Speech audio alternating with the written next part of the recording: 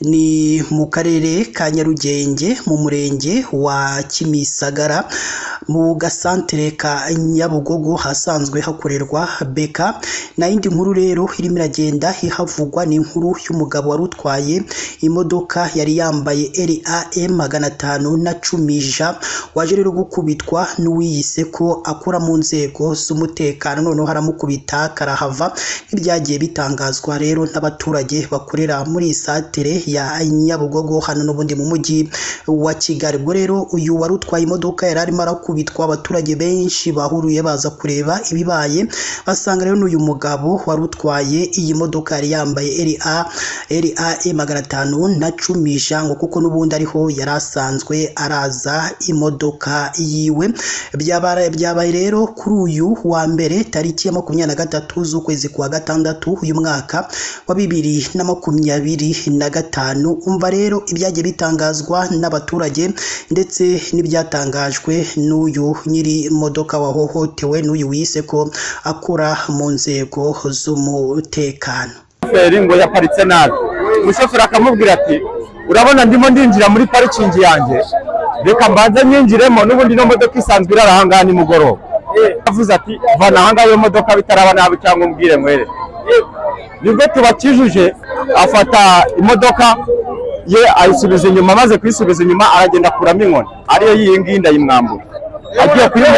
Yaragiye kuyimukubita ayivanye mu modoka ndayimwambura, maze kuyimwambura nibwo ngiye mvuze ni nimurwane mugumye mufatane gutya, niba ari byo mushaka umwe adashaka acikunda, ariko nimurwana turaserera nihohoterwa.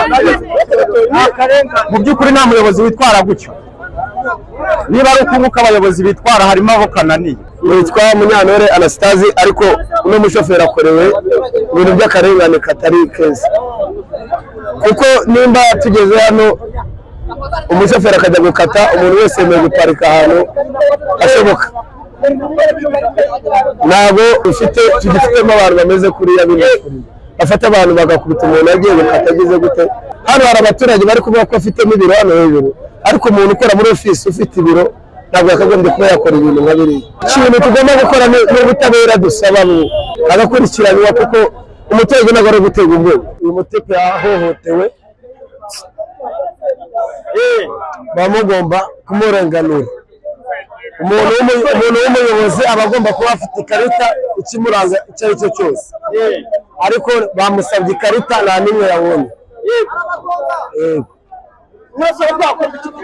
Turasaba yuko uyu mutipe yarenganurwa, ukora uriya nta gihamya afite cy'ikarita. Ubwo rero twari turimo turakora iyi nkuru, polisi yayisiza itwara uwo wahohotewe ndetse n'uwo wiyise ko akora mu nzego z'umutekano, kugira ngo nyine bagende barebe koko niba koko akora mu nzego zishinzwe umutekano, ndetse banagende barebe n'icyo bapfaga mu nyirizina.